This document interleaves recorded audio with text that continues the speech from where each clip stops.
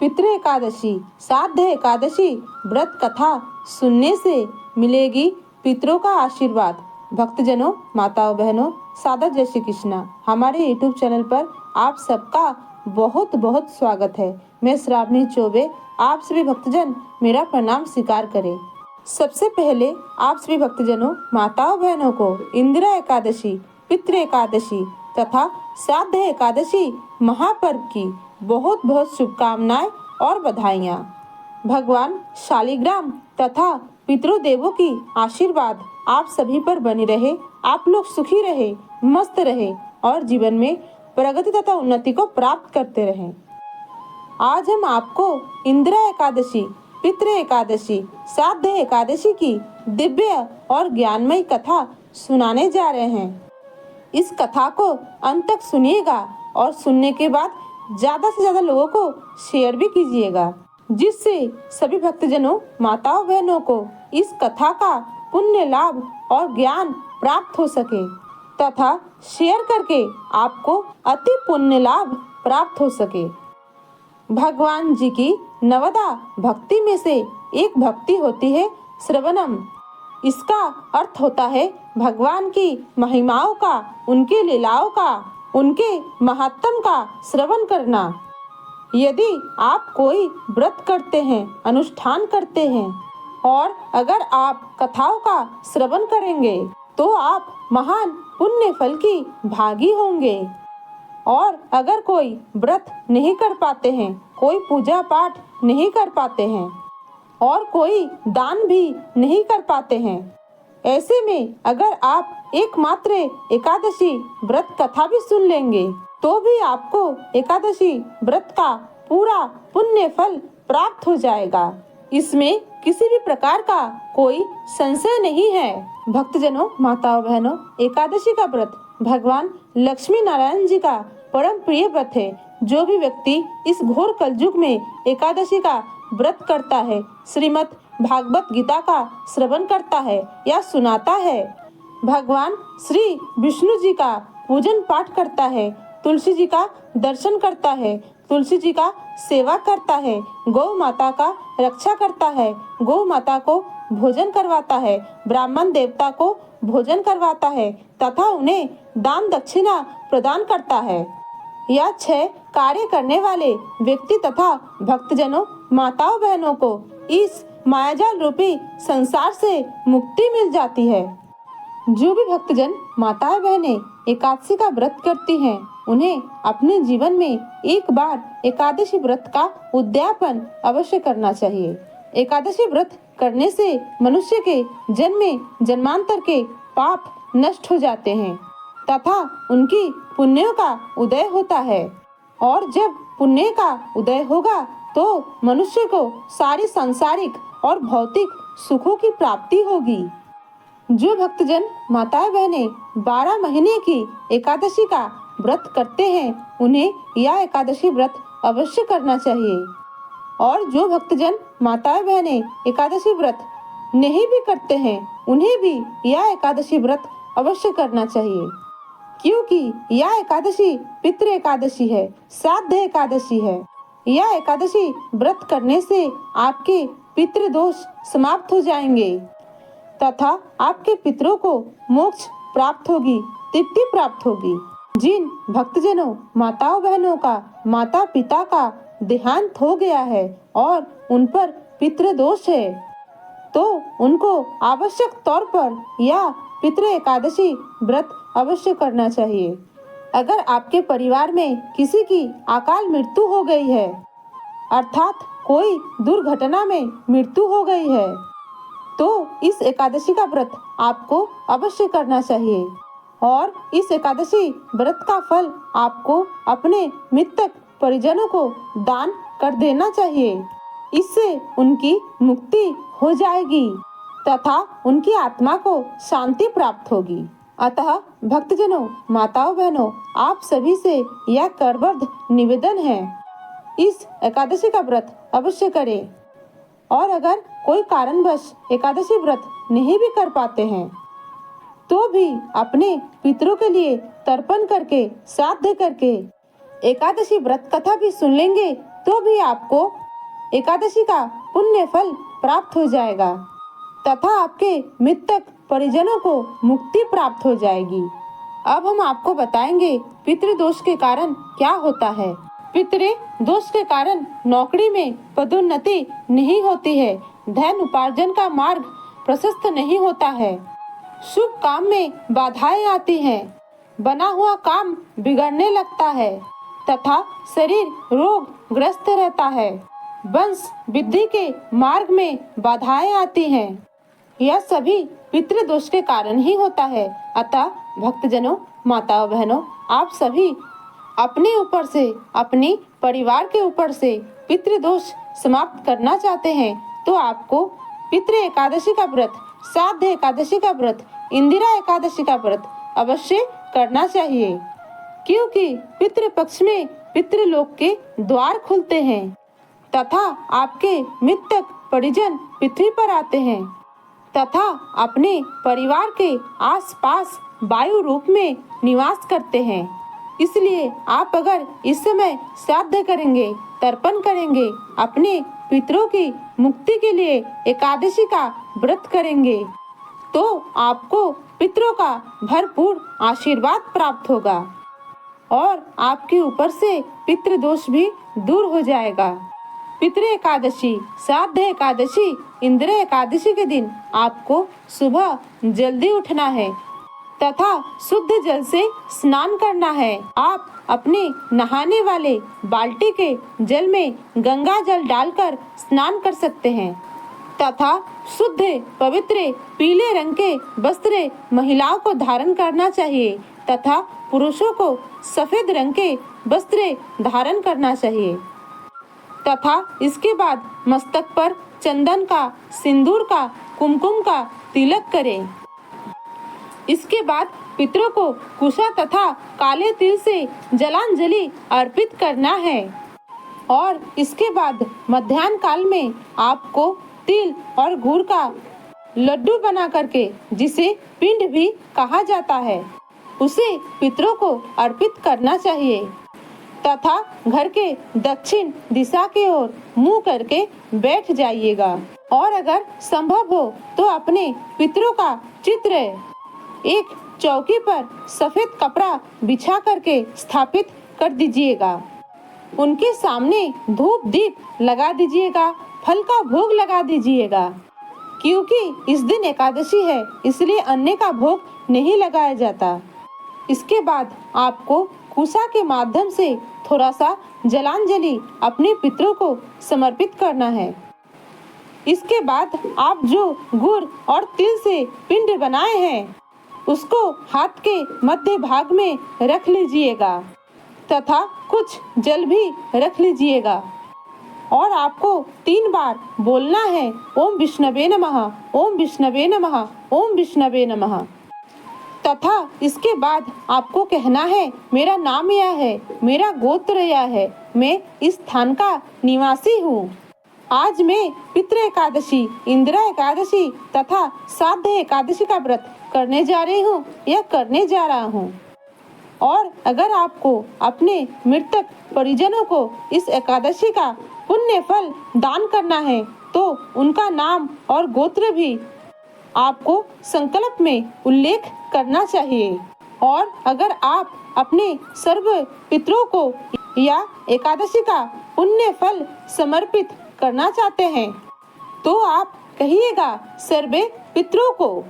और अगर गोत्र नहीं याद है तो आप अपने गोत्र को ब्रह्म गोत्र कह सकते हैं, यानी कि प्रत्येक मनुष्य ब्रह्मा जी की सृष्टि से उत्पन्न हुआ है और सभी उनकी ही संतानें हैं, इसलिए मानव मात्र का गोत्र ब्रह्म गोत्र माना जाता है।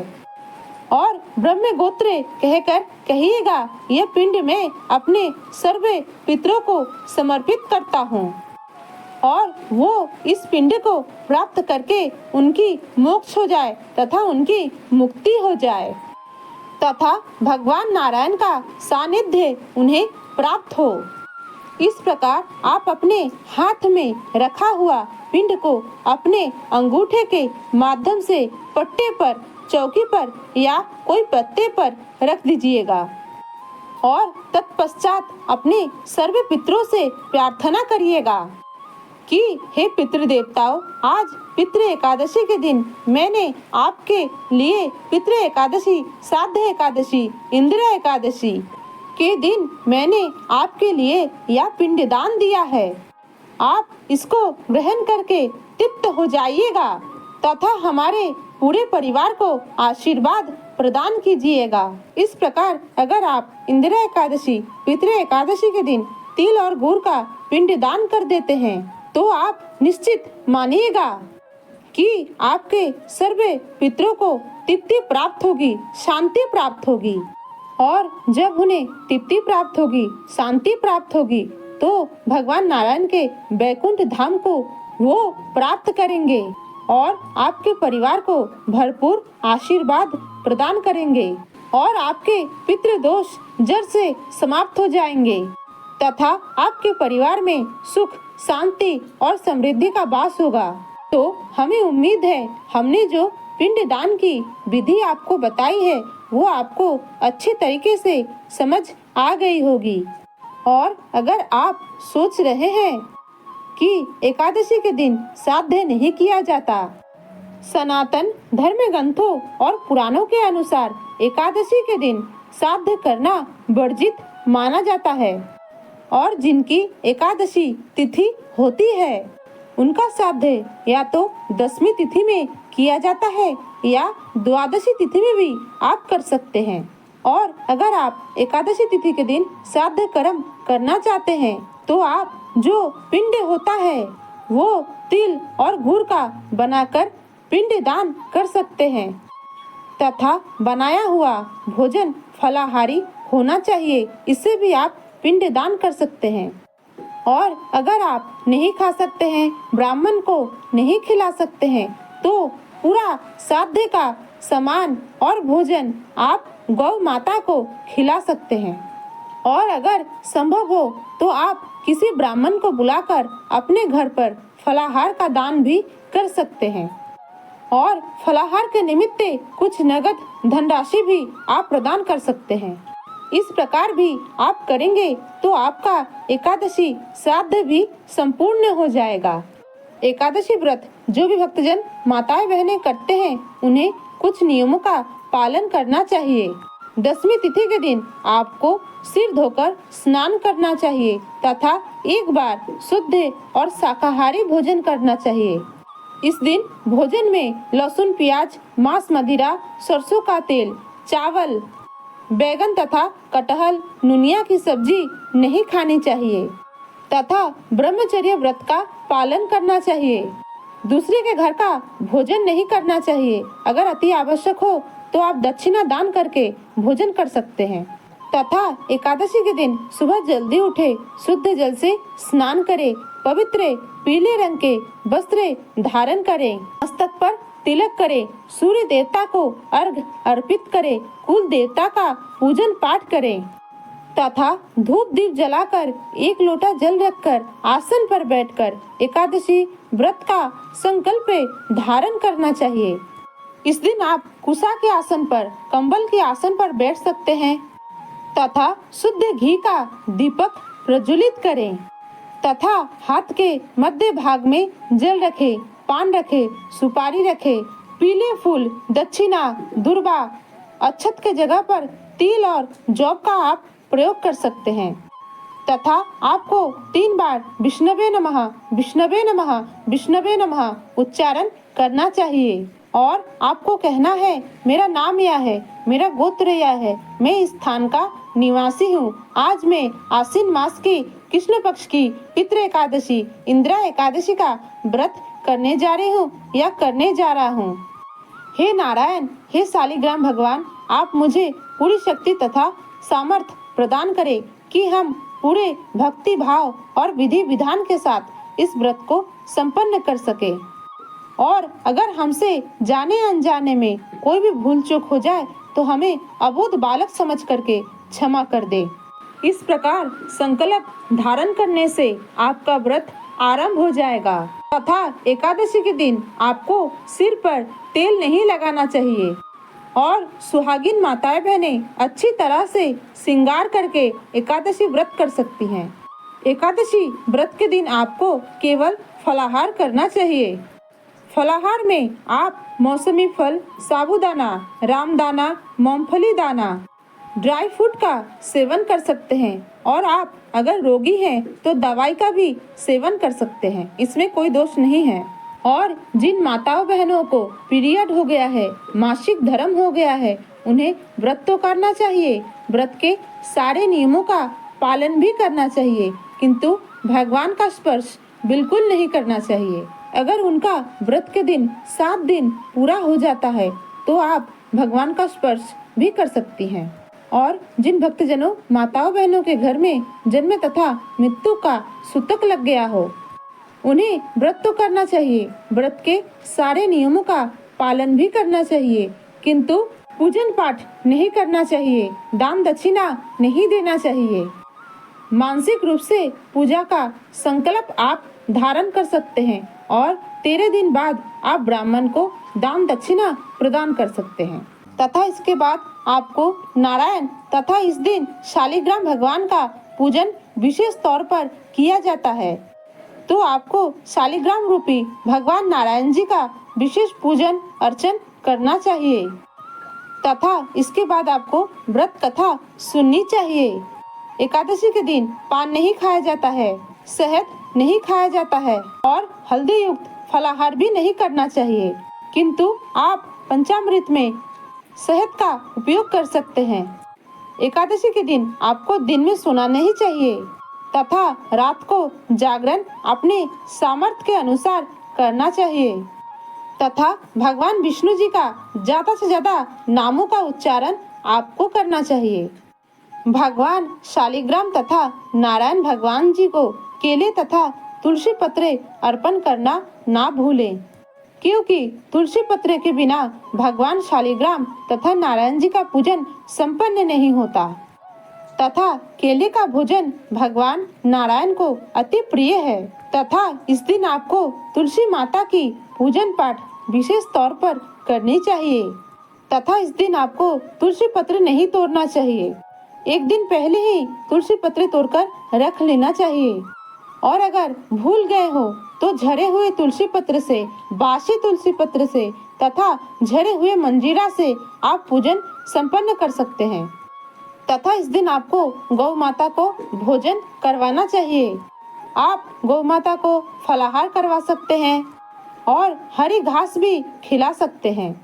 इस दिन आपको क्रोध नहीं करना है, झूठ नहीं बोलना है, वाद विवाद लड़ाई झगड़ा बिल्कुल नहीं करना है तथा बिना नहाए तुलसी माता को स्पर्श नहीं करना चाहिए। यह सब कार्य करने के बाद आपको एकादशी व्रत कथा श्रवण करना चाहिए। और अगर आप इंदिरा एकादशी, पितृ एकादशी व्रत के संदर्भ में अधिक जानकारी प्राप्त करना चाहते हैं तो हमारे पिछले वीडियो को आप देख सकते हैं, उसमें विस्तार रूप से इंदिरा एकादशी, पितृ एकादशी के बारे में बताया गया है।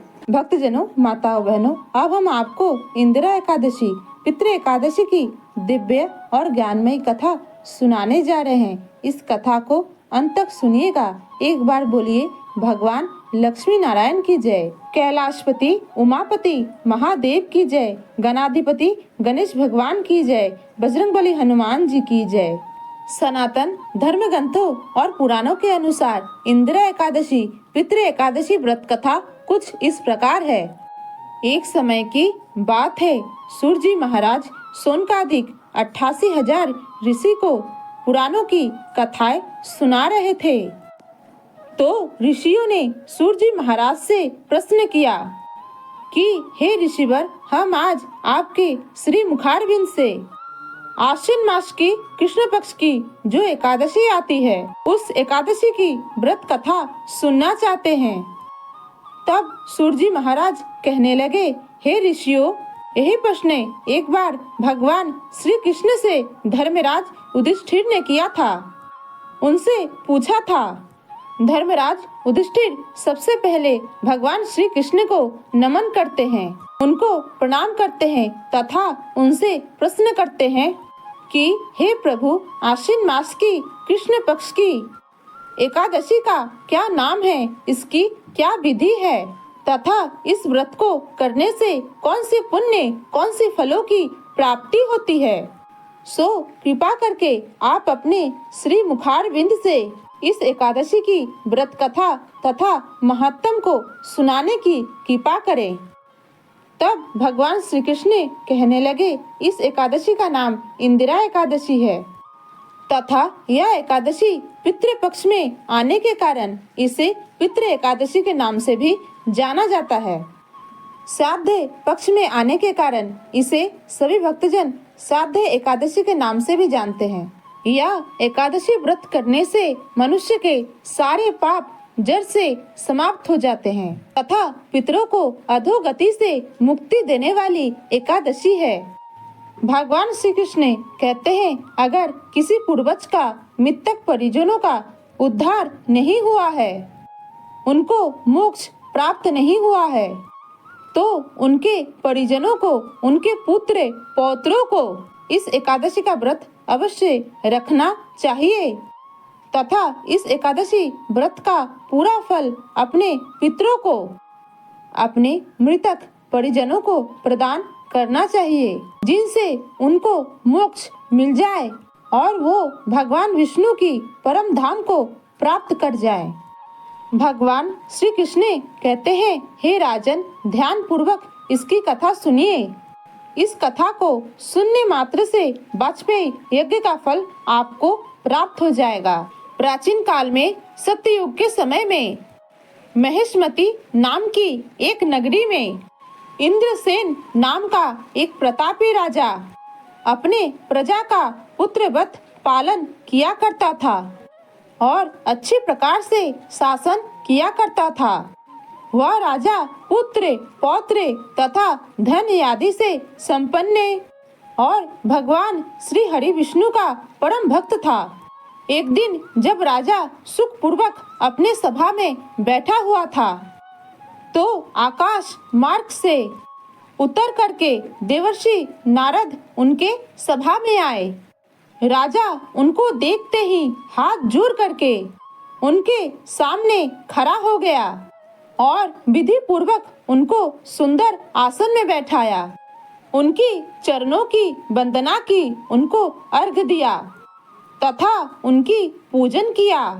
देवर्षि नारद सुख से बैठ करके वहां राजा के ओर देखते हैं तथा राजा से प्रश्न करते हैं कि आपके सातों अंग कुशलता पूर्वक तो हैं, तुम्हारी बुद्धि धर्म में है, तुम्हारा मन भगवान विष्णु की भक्ति में तो रहता है। देवर्षि नारद की ऐसी बातें सुन करके राजा ने कहा, हे महर्षि, आपके कृपा से हमारे राज्य में सब कुशल है तथा मेरे यहाँ यज्ञ कर्मादि सभी सुकृत सभी प्रकार के अनुष्ठान हो रहे हैं। प्रजा धर्म कार्यों में लगी हुई है, चारों ओर खुशहाली है, किसी भी प्रकार से कोई कष्ट और संकट नहीं है। आप कृपा करके अपनी आगमन का कारण मुझे बताइए। तब देवर्षि नारद जी कहने लगे, हे राजन, आप आश्चर्य देने वाले मेरे वचनों को ध्यान पूर्वक सुनो। मैं एक समय ब्रह्मलोक से यमलोक को गया। वहां श्रद्धा पूर्वक यमराज से पूजित होकर मैंने धर्मशील और सत्यवान धर्मराज की प्रशंसा की। उसी धर्मराज के सभा में महान ज्ञानी और धर्मात्मा तुम्हारे पिता को एकादशी व्रत का खंडित होने का दोष लगा है और इस व्रत का दोष लगने के कारण मैंने देखा है, उन्होंने संदेशा दिया है, सो मैं तुम्हें कहता हूँ। उन्होंने कहा कि पूर्व जन्म में कोई विघ्न आ जाने के कारण मैं यमराज के निकट निवास कर रहा हूँ। सो हे पुत्रे, अगर तुम आश्विन मास की कृष्ण पक्ष की इंदिरा एकादशी पितृ एकादशी का व्रत मेरे निमित्त करो तो मुझे देवलोक की, स्वर्गलोक की, वैकुंठ लोक की प्राप्ति हो सकती है। इतना सुन करके राजा कहने लगा, हे देवर्षि, आप मुझे इस व्रत का विधि विधान बताइए। इस व्रत को किस प्रकार से किया जाता है, किस प्रकार से इस व्रत को करना चाहिए। नारद जी कहने लगे, आश्विन मास की कृष्ण पक्ष की 10वीं तिथि के दिन प्रातः काल में श्रद्धा पूर्वक स्नान आदि से निवृत्त होकर के पुनः दोपहर को नदी आदि में जा करके स्नान करें। फिर श्रद्धा पूर्वक पितृ आदि का श्राद्ध करें तथा उस दिन एक बार भोजन करें। फिर दूसरे दिन प्रातः काल होने पर दातुन आदि करके अपने नित्य कर्म से निवृत्त होकर स्नान आदि करें तथा एकादशी व्रत के नियमों को भक्ति पूर्वक ग्रहण करता हुआ प्रतिज्ञा करे कि आज मैं संपूर्ण भोगों को त्याग करके निराहार रह करके एकादशी व्रत करूंगा। हे अच्युत, हे पुंडरीकाक्ष, मैं आपके शरण में आया हूँ, आप मेरी रक्षा कीजिए। इस प्रकार नियम पूर्वक भगवान श्री शालिग्राम जी के विग्रह के सामने विधि पूर्वक श्राद्ध करके योग्य विद्वान ब्राह्मण को फलाहार का भोजन करवाएं तथा उन्हें दक्षिणा प्रदान करें।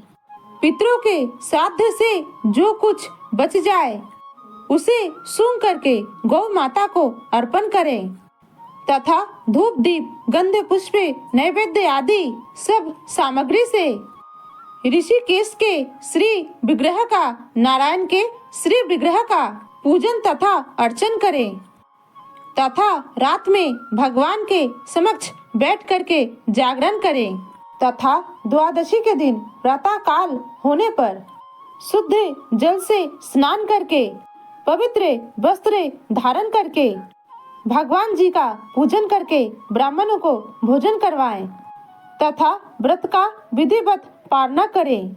भाई, बंधु, पत्नी, पुत्र सहित आप भी मौन रहकर भोजन करें।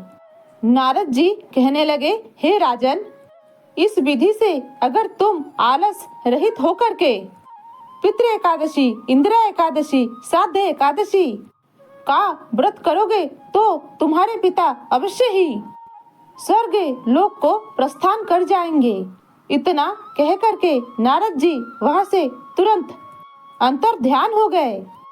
नारद जी के आज्ञा के अनुसार राजा द्वारा अपने बंधु बांधव तथा दास दासियों सहित इस एकादशी का विधि विधान से व्रत किया। व्रत करने से आकाश से पुष्प वर्षा हुई और उस राजा का पिता गरुड़ पर चढ़ करके श्री हरि भगवान विष्णु जी के लोक को प्रस्थान कर गया। राजा इंद्रसेन भी इंदिरा एकादशी व्रत के प्रभाव से निष्कंटक राज्य करते हुए अंत समय में अपने पुत्र को सिंहासन पर बैठा करके स्वर्ग लोक को चला गया। भगवान श्री कृष्ण कहते हैं, हे राजन, इंदिरा एकादशी व्रत का महात्म्य मैंने आपसे कहा है। जो कोई भी इसको सुनेगा या अन्य लोगों को सुनाएगा, उनके सारे पाप नष्ट हो जाएंगे और सब प्रकार के भोगों को भोग करके वह मनुष्य, वह प्राणी धर्म, अर्थ, काम और मोक्ष को प्राप्त करता हुआ वैकुंठ लोक को, परम धाम को प्राप्त हो जाएगा। इसमें किसी भी प्रकार का कोई भी संशय नहीं है। भगवान श्री कृष्ण स्वयं कहते हैं, हे राजन, जो भी मनुष्य इंदिरा एकादशी का व्रत करता है, उसके मृतक परिजनों को, उनके माता पिता को मोक्ष मिलेगा, उनकी आत्मा की तृप्ति होगी तथा उन्हें परम धाम प्राप्त हो सकेगा। इसमें किसी भी प्रकार का कोई संशय नहीं है। इसलिए पितृ एकादशी, इंदिरा एकादशी का व्रत सकल प्राणियों को अवश्य ही करना चाहिए। अगर आप जान करके एकादशी का व्रत करेंगे तो भी आपको फल मिलेगा और अगर आप अनजाने में ही एकादशी का व्रत करेंगे तो भी आपको इसका पूरा फल प्राप्त होगा। इसमें किसी भी प्रकार का कोई संशय नहीं है। भक्तजनों, माताओं बहनों, इंदिरा एकादशी, पितृ एकादशी, श्राद्ध एकादशी का यह ज्ञानमय कथा यहीं पर समाप्त होती है। आपने इस कथा को अंत तक सुना, इसलिए बहुत बहुत धन्यवाद। पारना के समय आपको तुलसी जल से, पंचमेवा से इस व्रत का पारना करना चाहिए तथा पारना के समय आपको सूर्य देवता को अर्घ अर्पित अवश्य करना चाहिए। भक्तजनों, आप पारना में जिस भी वस्तु से पारना करें उसे भगवान को समर्पित करें तथा प्रसाद रूप में उसे ग्रहण करें। इससे एकादशी का पुण्य फल कई गुना बढ़ जाता है तथा ब्राह्मण भोजन करवा के आप व्रत का पारना करें। और अगर ब्राह्मण भोजन नहीं करवा सकते तो सीधा दान करके, नगद धन राशि दान करके आप ब्राह्मण भोजन का पूरा पुण्य फल प्राप्त कर सकते हैं। अगर हमारी वीडियो आपको अच्छी लगती हो तो एक लाइक अवश्य करें और हमारे चैनल को सब्सक्राइब भी करें और कमेंट में जय श्रीमन नारायण लिखना ना भूलें। इस बहन बेटी भाभी का साथ दीजिए, आगे बढ़ने का एक मौका अवश्य दीजिए। मिलते हैं कोई नए वीडियो में, तब तक के लिए सादर जय श्री कृष्णा, सादर धन्यवाद। जय राम जी की। हर हर महादेव।